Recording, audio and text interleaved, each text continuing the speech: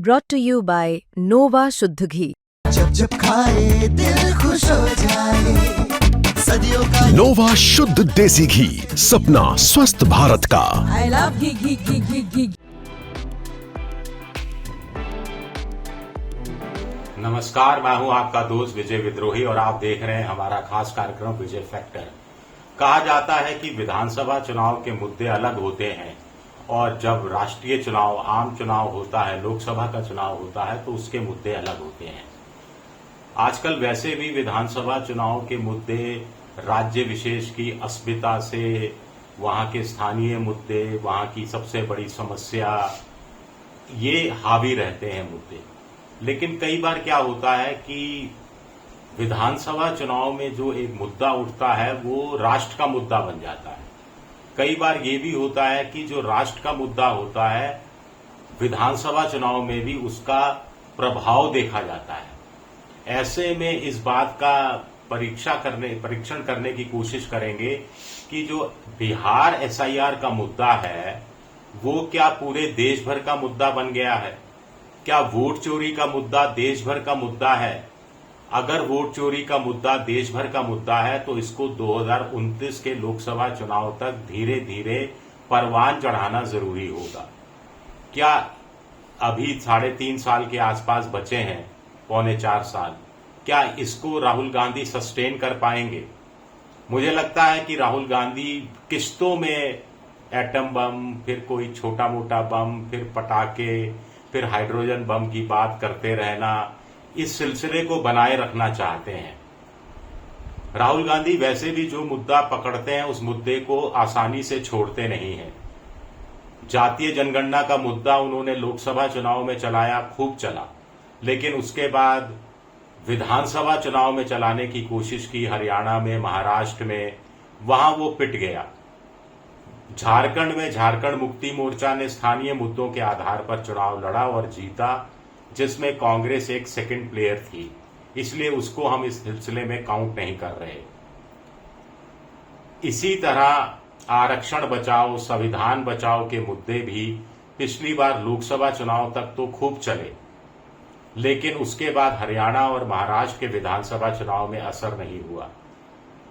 इसकी वजह ये थी कि एक राष्ट्रीय मुद्दा को आप स्थानीय मुद्दों के साथ जोड़ने की कोशिश कर रहे थे, जबकि दोनों ही राज्यों में आप विपक्ष में थे।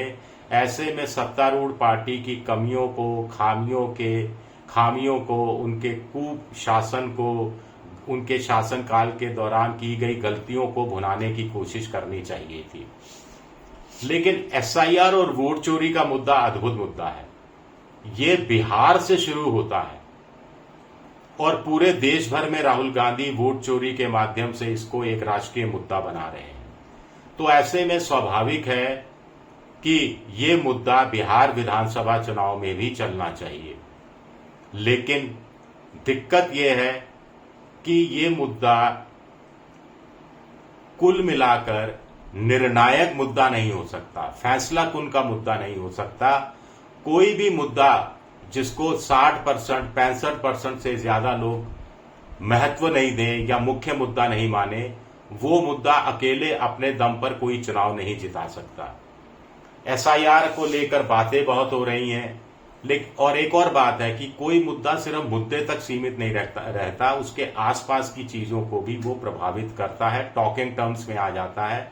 लोग बात करना शुरू कर देते हैं। जैसे ही अमित शाह की सभा में हुआ, अमित शाह ने भोलेपन से पूछ लिया कि अभी राहुल बाबा आए थे, क्या मुद्दा उठा रहे थे? लोगों ने कहा वोट चोरी, वोट चोरी, वोट चोरी। तो ये जबान पर जो मुद्दे चढ़ जाते हैं उसको कोई भी समझदार नेता छोड़ना नहीं चाहता, छोड़ना भी नहीं चाहिए, उसका चुनावी लाभ उठाने की कोशिश करनी चाहिए।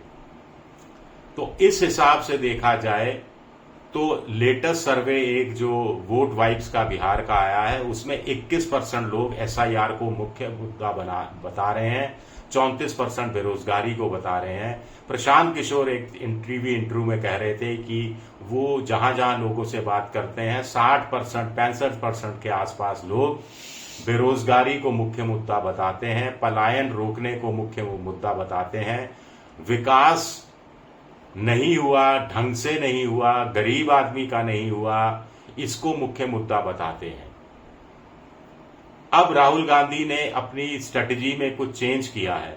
उन्होंने वोट चोरी को आरक्षण बचाने से जोड़ दिया है, वोट चोरी को संविधान की चोरी से जोड़ दिया है, वोट चोरी को आरक्षण की चोरी से जोड़ दिया है, सामाजिक सुरक्षा की योजनाओं की चोरी से जोड़ दिया है।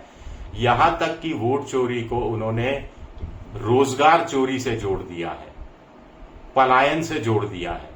इसका कितना असर होगा, कितना असर नहीं होगा, ये तो अभी हम नहीं कह सकते जब तक चुनाव नतीजे नहीं आते, लेकिन जमीन पर इसका असर उस रूप में होता दिखाई देता है। अब लोगों की नाराजगी सिर्फ 30 सितंबर तक है, जब वोटर लिस्ट आएगी उसमें जिन जिन लोगों का नाम वोटर लिस्ट में होगा वो सब राहुल गांधी को शुक्रिया अदा करेंगे और अपनी जाति के हिसाब से, मजहब के हिसाब से, विचारधारा के हिसाब से वोट देने के लिए अलग अलग पार्टियों के पास चले जाएंगे, या महागठबंधन का कर्ज चुकाएंगे कि महागठबंधन ने मेहनत की, सड़क पर रैलियां की, चुनाव आयोग को घेरने की कोशिश की, इस मुद्दे को बनाए रखा, जिसकी वजह से उनका नाम वोटर लिस्ट में आ गया। ये देखना बहुत दिलचस्प होगा। प्रशांत किशोर 3 ही बातें कर रहे हैं। कह रहे हैं कि जो आपको रोजगार नहीं दे सकता उसको क्या वोट देते हो, जो आपके परिवार का पलायन नहीं रोक सकता उसको क्या वोट देते हो, जो महंगाई नहीं रोक सकता उसको क्या वोट देते हो, जो परीक्षा में पेपर लीक पर रोक नहीं लगा सकता उसको वोट देने का क्या मतलब है। और युवाओं में वो अच्छे खासे इस आधार पर लोकप्रिय होते हुए नजर आ रहे हैं। अब उनको वोट कितना मिलेगा, सीटें कितनी मिलेंगी, ये आज की तारीख में कहना मुश्किल है, लेकिन जो वो अभियान चलाए हुए हैं इससे साफ है कि इंडिया गठबंधन की बजाय एनडीए गठबंधन का वोट कुछ ज्यादा काटने की स्थिति में है। खुद वो सवर्ण वर्ग से आते हैं, तो भूमिहार हैं, ब्राह्मण हैं, राजपूत है, जो कि सेंट्रली केंद्रीय बिहार में और उत्तर बिहार में बीजेपी का बहुत मजबूत वोट बैंक है, उसमें वो ज्यादा सेंध लगाएंगे। लेकिन महागठबंधन को वो छुएंगे भी नहीं, ये बात भी नहीं है। ऐसा लगता है कि प्रशांत किशोर के टारगेट पर इस समय मोटे तौर पर एनडीए गठबंधन है। नीतीश कुमार की पार्टी पर ज्यादा वो जोर दे रहे हैं, उसको ज्यादा अपने लक्ष्य, अपने कटघरे में खड़े करने की कोशिश कर रहे हैं। ये एक उनकी स्ट्रेटेजी का हिस्सा हो सकता है। लेकिन क्या राहुल गांधी, तेजस्वी यादव एसआईआर और वोट चोरी पर इतना ज्यादा जोर देने लगे हैं कि अब उन्होंने सीधे सीधे नौकरी, पलायन, महंगाई की जो बातें करते थे, कुशासन की बातें करते थे, नीतीश राज के जंगल राज की बात करते थे, उस पर बात करनी कुछ कम कर दी है। और ये एक अच्छी रणनीति का हिस्सा नहीं हो सकता, ऐसा मोटे तौर पर कांग्रेस के कुछ नेताओं का कहना है, जो अपना नाम नहीं बताना चाहते, अपनी पहचान गुप्त रखना चाहते हैं। हर मुद्दे का एक कैचमेंट एरिया होता है और उस कैचमेंट एरिया के बाद वो मुद्दा उतना असरदायक साबित नहीं होता। हर मुद्दे की अपने हिसाब से एक एक्सपायरी डेट भी होती है। अभी एक्सपायरी डेट नहीं आई है, मैं तो मानकर चलता हूं वोट चोरी 2029 तक चलता रहेगा, लेकिन उसके साथ साथ विधानसभा चुनाव जहां जहां राज्यों में हो रहे हैं वहां लोकल मुद्दों पर साथ साथ जोर देना बहुत जरूरी हो जाता है। शुक्रिया मेरा ये वीडियो देखने के लिए, बहुत बहुत शुक्रिया।